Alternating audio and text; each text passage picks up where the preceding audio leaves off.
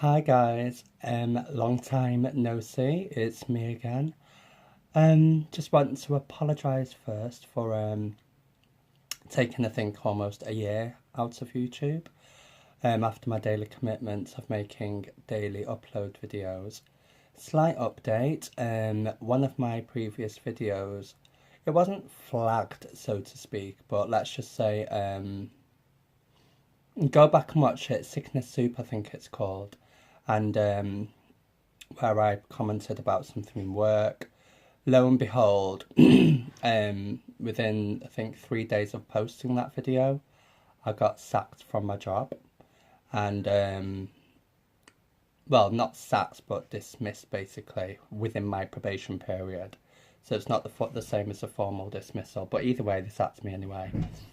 And about 3 months after that, I found out of some girl on the bus coming back from Bolton that one of the managers who I was referring to in that video had actually watched it, and that was the reason why they actually got rid of me, because of the comments that I made on there. So since I found that out, I was just very cautious about coming back on YouTube, about what I say, what I discuss, etc. Because it is in the public eye, and you do have to be careful. Even though I didn't mention any names, you know what I mean. But either way, it's all got me in trouble. So yeah, so obviously after that, I then got myself another job. When I've been there for about just under shy of a year. But my contract's due up in a few weeks, so same again. Going to be on the job hunt again, which I'm not looking forward to, but I have already been on it, like I'm on it, trying to find something, with a little bit more secure tenure behind it, because I can't be dealing with these part-time temporary jobs. If you're going to work, especially here in the UK where you've got bills to pay, you need to be able to make sure that you've got sustainable income from a reliable source. So yeah, that's next on my agenda. So if you know any positions, I think I've made a video about this before, but any comments, suggestions, tips, ideas about my future career goals or next move, if your company's hiring in the Manchester vicinity or area, just give me a shout. You know where I am. Send me a message. So yeah, that's my recruitment plea. Hire me. So yeah, this video is actually being made upon request by a very special friend. I was going to keep her anonymous, but I'm not. I'll just say the name, minus the surname. But her name's Naomi, and she's my long-lasting friend from, I think, 1992. She's like the sister that I never had, my sister from another mother, so to speak. Yeah, so this one's for you, Nay. And it evolves around our trip to Cuba. So yeah, it's just a bit of a story time basically. So sit back, enjoy and relax. Get settled in. So it was about it was a good few years ago. I'm thinking maybe 5, 6 years ago that we went to Cuba, maybe longer. But yeah, it was many years ago. But anyway, it was a great holiday. It was one of the best holidays that I've ever had in my entire life. There was me, there was Naomi, there was her sister, Joanna, and Joanna's partner, who I shan't name. But yeah, it was champagne all the way, first class, on the plane, straight to Cuba.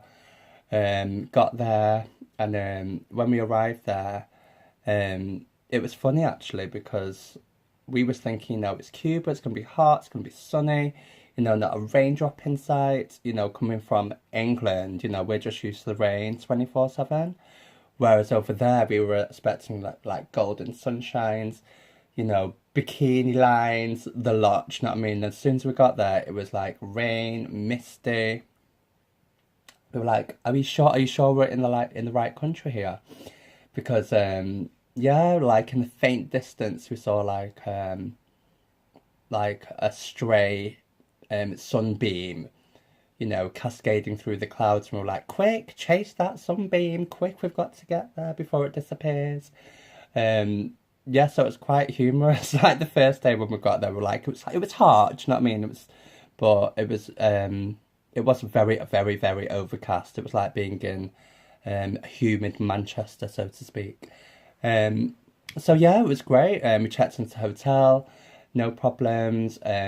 We had a room each. Me and Naomi were sharing. Joanna and her partner had their own room, and yeah, like I'm not sure how long we were there because it was that long ago, but it literally it felt like weeks. Looking back on it, I mean, it probably was only for 7 days, but it felt like, you know, like a 3 week, 4 week holiday.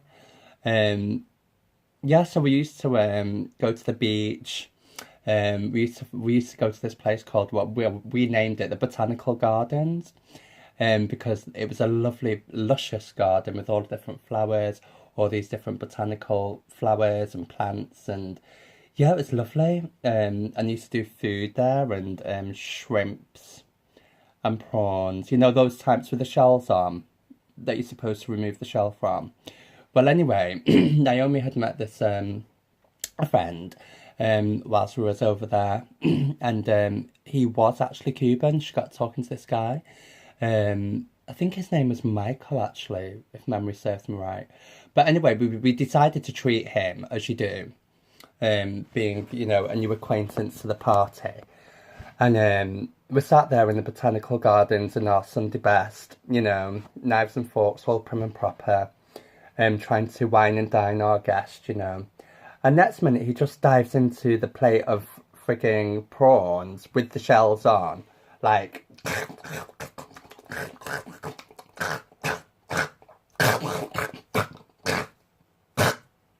with like a mouthful of frigging prawn with the shells, and we were like, you're supposed to remove the shell to get through the prawn, did you not know that? And he was like, oh no, it's the first time I've ever had anything like this.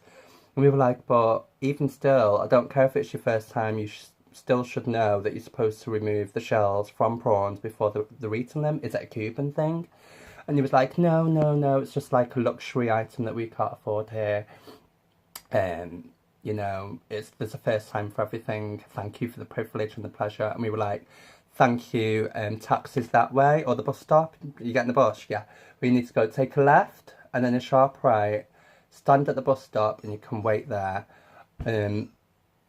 until the bus comes to take you home, because we're done with you. You clearly don't know how to eat in the right places at the right time. So yeah, take a trip back to your mother.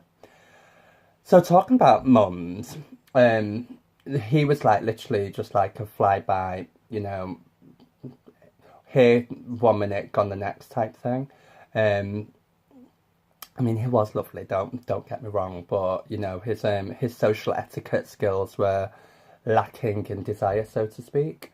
So you know, moving swiftly on, we actually did bump into a very, very, very nice guy who's now one of our dearest friends, called Orlando. Weird name, I know, after a place in Miami.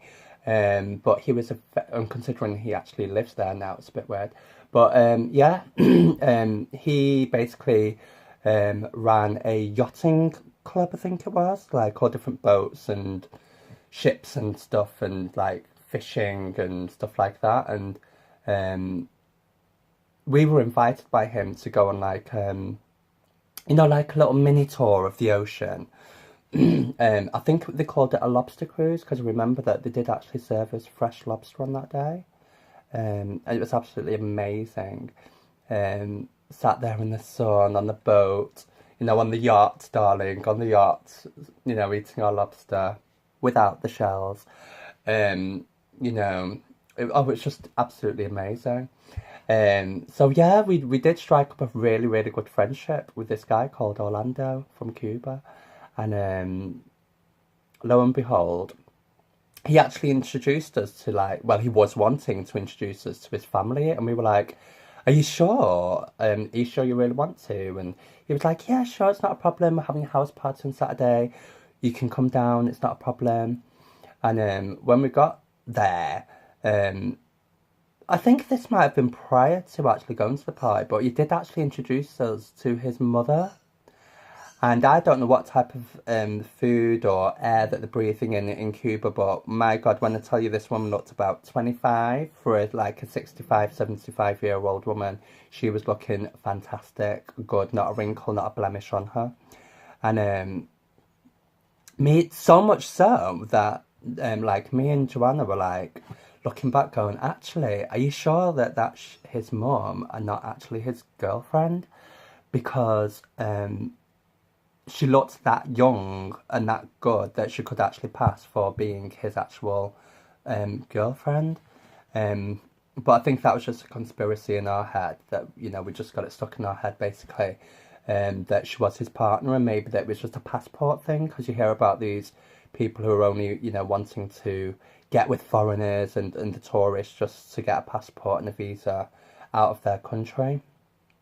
But that was not the case. They invited us to the house party. They gave us food, home cooked food. They gave us drink.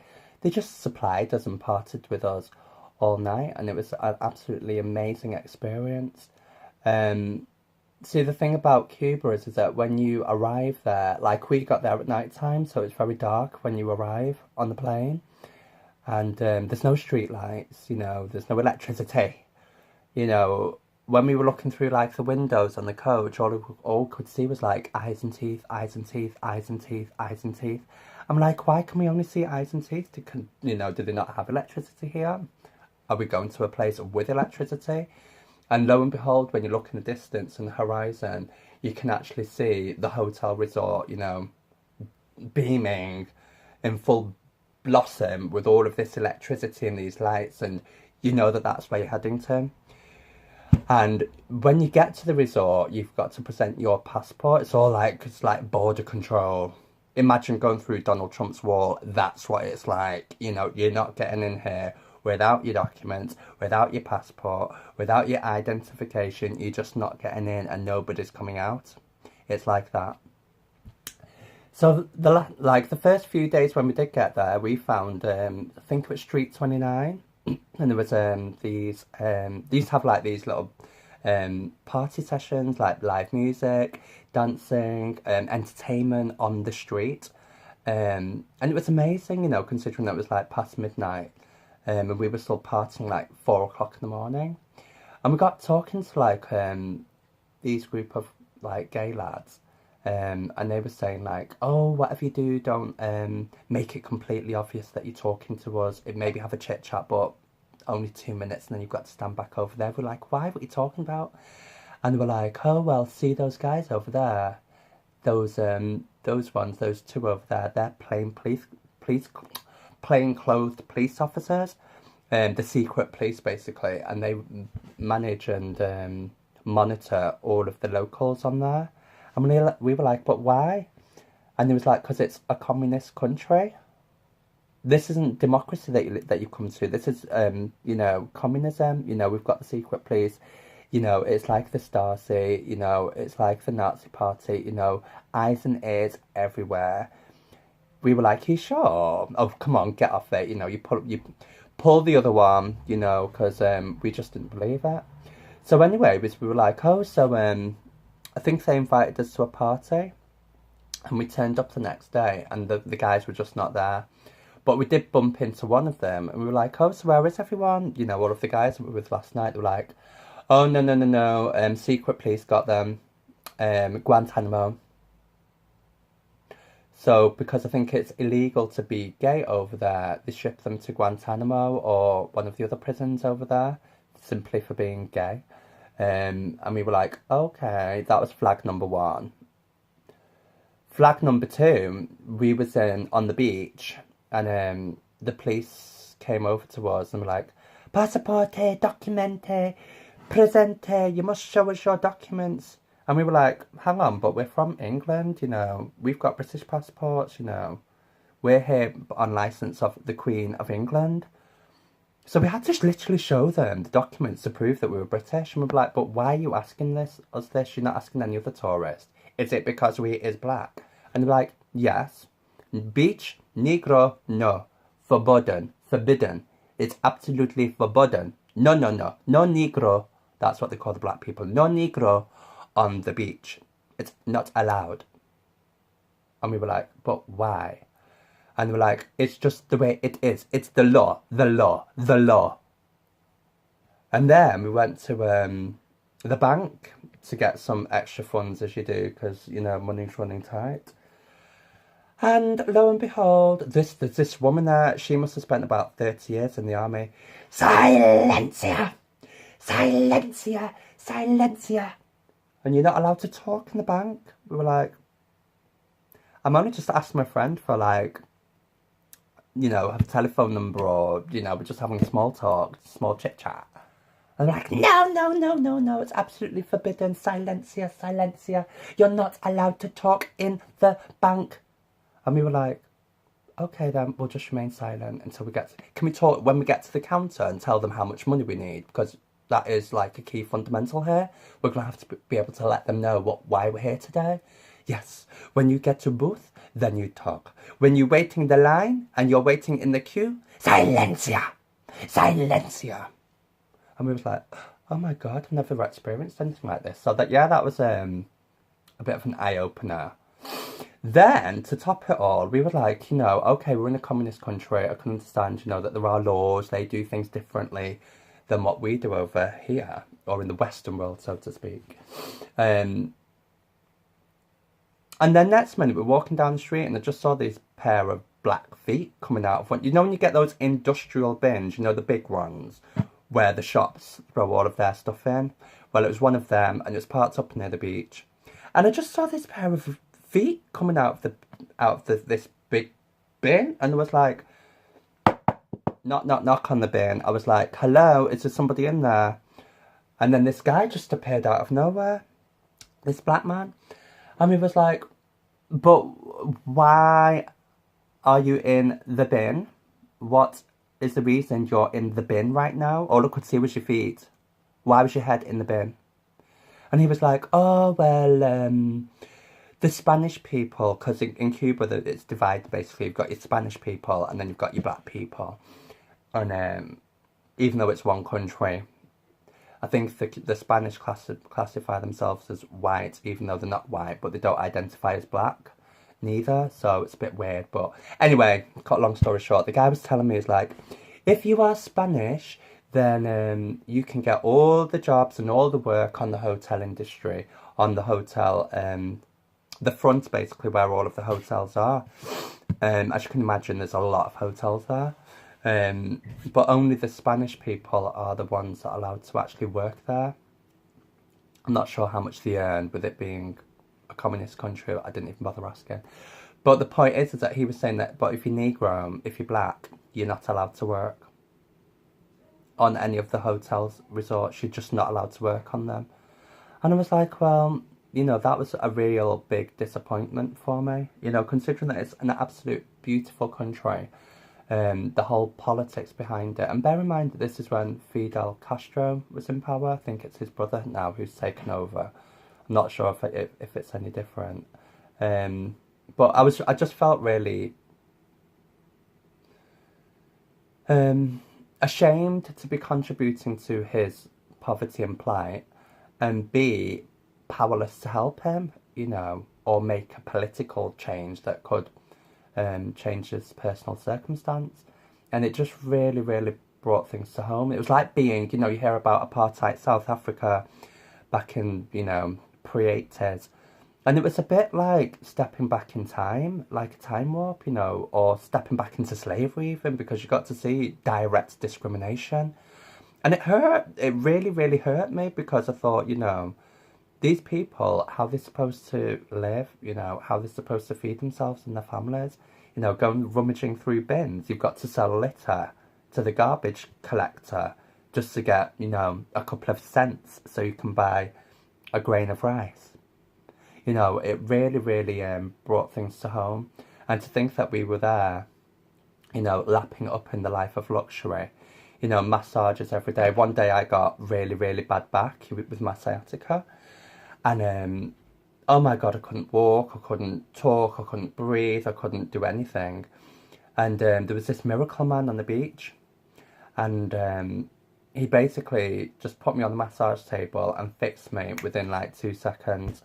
I was transformed, literally just fixed. So yeah, that was interesting. Another occasion we met these two girls, Giselle and Serena, from, we thought they were from America at first because of their accents. And they were like, no, darling, we're from Canada. And we were like, oh, okay. And they're like, people from the States are not allowed to come to Cuba. Only people from Canada can come to Cuba. And we were like, oh, okay. That's another lesson that we learned, you know. So they were striking up a friendship. We're going to their hotel. They would come back to ours. And we did make a really, really good friendship with them.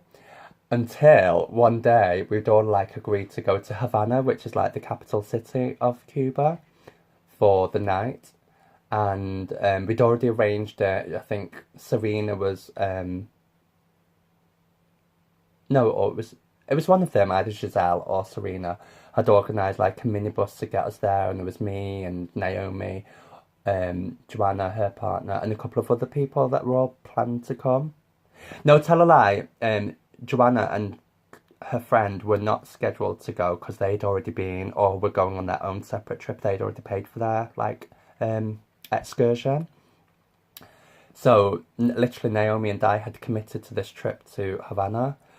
But Naomi and I made the stupid mistake of going out one night. We bumped into this guy. What's his name? Oh, he was Anthony. And I can't remember, this gorgeous Cuban guy, basically. And we'd basically been up all night partying with him hardcore till about 6 o'clock in the morning. So we were actually just absolutely done. We were flaked out. We were just done. We couldn't even like open up our own eyes without going into a coma. And literally we just went, should we just not go to Havana? I was like, I can't even breathe right now, let alone go to Havana. So I was like, oh, well, should we just go to the beach then? We'll just have a nice day on the beach. We'll just chill out there. Yeah, sure, not a problem. Let's hope we don't bump into Giselle and Serena. Well, we won't do anyway because they've gone to Havana. So we went to the beach and we sat there just like in our hangover state, just, you know, just mopping up the sun rays. And lo and behold, next minute, get a tap on the shoulder. Tap, tap, tap. Oh, Byron. And it was Giselle. She was like, Serena is going to be so pissed off with you right now. Do you know how pissed off she is with you right now? She's organised the whole minivan and everything ready to take you, and you're here on the beach. You better go back to your room right now, get a bag, and pack some stuff in your fanny pack, or whatever the word is that they used to call for bags. But you need to pack up your fanny bag, and you need to get yourself and your butt to the minivan by 4:30 p.m. sharp. Sharp. Okay? Because if you don't turn up and you're a no-show, Serena is going to be so pissed off with you right now. So damn pissed off with you right now. And not only you, Byron, but Naomi, you too. You committed to go and you're still not ready. Why are you in a bikini? Why are you wearing that? You should be getting ready. You should be wearing your traveling clothes. Put on some chinos and a jacket because we're ready to go. I've got my bag packed up already in the hotel, ready for me to collect and go. So you need to go and get yourselves ready right now before Serena gets really, really, really, really, really pissed off with you right now. And that's how she spoke. I'm telling you, that's how she spoke. She was like, okay, because we're not used to being dictated to, like me, anyway. And then especially Naomi, it takes a special type of character to dictate anything to either of us. But this girl had us wrapped around her little finger for, I don't know how or why. It was maybe the way she said it, but we literally just, you know, got our towels, we shimmered back to the hotel, and we were like, right, we're in the hotel now, we're safe. Okay, is the door locked? Yes, she's not here. Shall we just stay in the hotel tonight? So literally, yeah, we got banished to our room because we didn't go to Havana that night with them. which I'm pretty glad of anyway, because if she was that pissed, I wouldn't have liked to see her that pissed off when we got to Havana. So yeah, excuse my language, by the way, if this is a child-friendly channel. Yeah, so yeah, that was our trip to Cuba. The other eventful thing, which I think is worth mentioning, is that obviously I mentioned the bank. We had to go to the bank, me and Naomi, to withdraw some emergency funds, because after like a few days, you know, you spend more than you think you've got, or you've not budgeted correctly. Either way, we were out of cash. But her sister Joanna was with this really flash guy, and you know, bit of ching ching ka-ching. So as we were like taking the last like pennies out of the safe, you know, to get to the bank, you know, I think we had to get a drink and stuff on the way there. So we're like, you know, should we just get oh no, that's it. We planned to go to the botanical gardens and spend the last of our money before heading to the bank. So we would like taking out of our last pennies out of the safe, and we get a knock on the door. So we opened up the door, and there's Naomi's sister Joanna. She's like holding all of this money, and we were like, Joanna, where have you got that money from? She's like, oh, it's not my money, it's my friend's money. Now we've got a big problem. And I was like, well, okay, what's your problem? She's like, well, we've put all the money that we can do in our safe, which is full to the brim, and we can't get the rest of the money in the safe. And she was holding like a great big black bag of cash, you know, £50 note. She's like, can you do me a favour? Can you just please put this in your safe, because we've not got enough in ours? So we're like, yeah, sure, not a problem. Ours is empty anyway, you know, we've just had to take out the last of our pennies. But yeah, not a problem, we'll put all of your money in our safe. And don't worry, it will all be safe. We won't take a penny of it. Actually, we're just heading to the bank now to withdraw some money. So they obviously did like all of the excursions. I think they went to Havana. I think they did like a boat trip. They went on a couple of different excursions. Whereas Naomi and I just took like the budget approach, because we were that flash with cash. But considering, you know, the amount of money that we did take with us, I think our money did last us quite well, you know, because you've got to think of, you know, when you are paying for those excursions, they cost money, you know. You're talking about £100 just for a day trip, you know, and that's probably potentially for 2 people on one trip, you know, and when you've got like 7 excursions booked, that's a lot of money, and that's not something that I had budgeted for. So the money that we did, that I did take with me, it really did last me quite well, I think, you know, because Cuba's not a place of extravagance. You know, you can't spend money, you know, say willy-nilly in a Harvey Nichols or a Selfridges.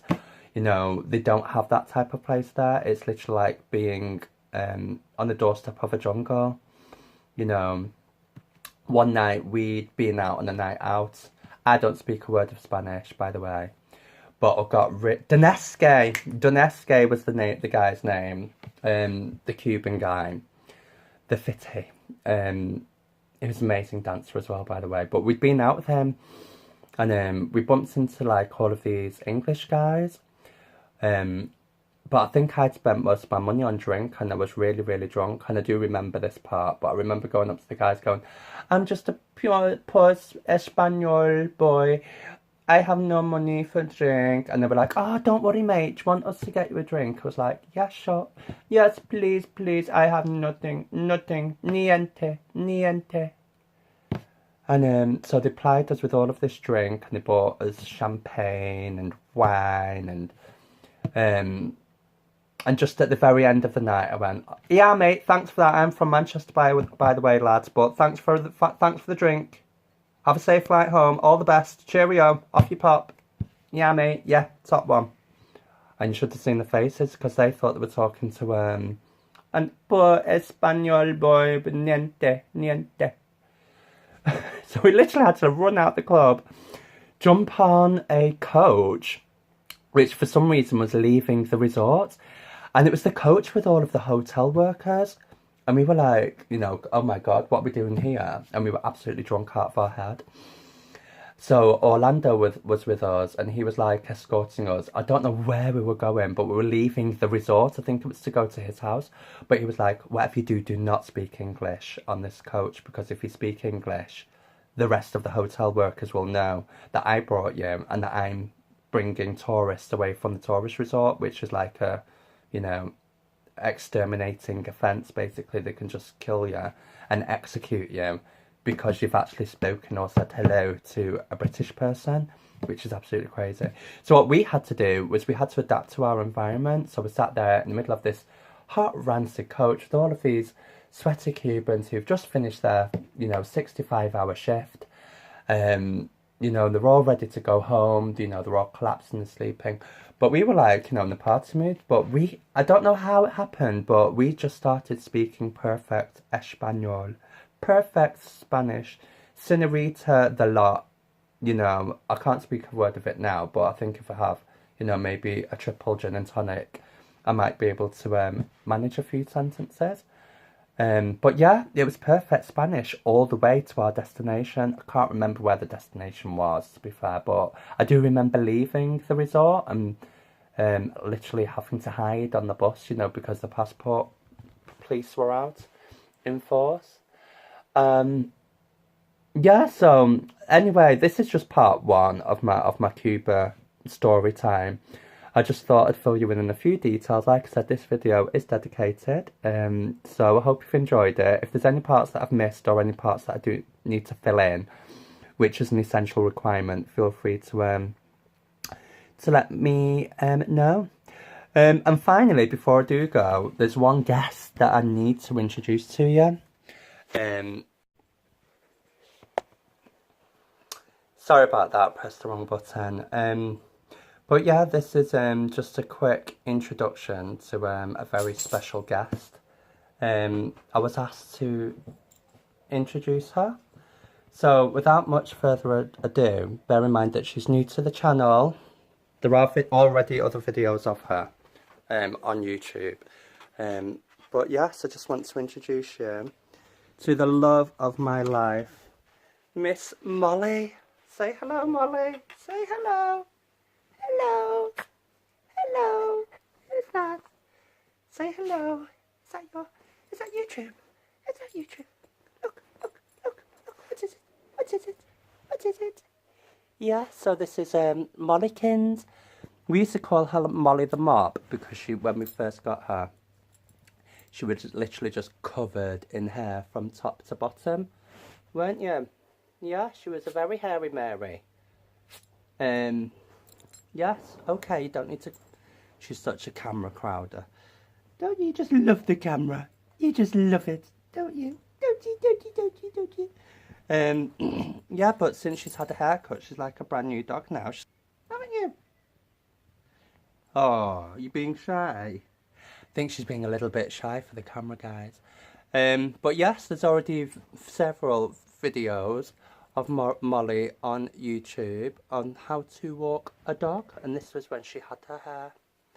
So if you want to go and check out those videos and become Molly's #1 fan, then by all means have a look. Yes, she's lovely. Little Molly. Molly. Molly. Yes. Considering that she was a stray, she was called Millie, we found out after. It's a bit weird that we named her Molly first of all when we didn't even know her previous name. So that was a bit freaky, going from Millie to Molly. But yes, we used to call her Molly the Mop. But now she's just Mollykins. So I don't know when I'm going to be next back on, but I will be on soon. So if you don't see me soon, just message me and request a video and I'll make one. By the way, my YouTube monetization is being cut by YouTube on the 28th of February this year. So thank you very much for YouTube inventing brand new rules that make it more difficult for people to actually earn an income from the platform. Not that I'm in it for the money. This is all about entertainment value and giving something for me to share on my social media. When I'm long gone from this earth, the next generations will look back on me, you know, it's just my eternal digital record, so to speak. But yeah, it's been cut, so I won't be getting any extra pennies from YouTube come the 28th of February, unless I get 1 million bloody subscribers in less than 10 minutes, which isn't likely to happen. But either way, I shall try and continue to make more videos if required and desired. So yes, without much further ado, I shall say love you and leave you, and speak to you soon. Ciao ciao, bye for now.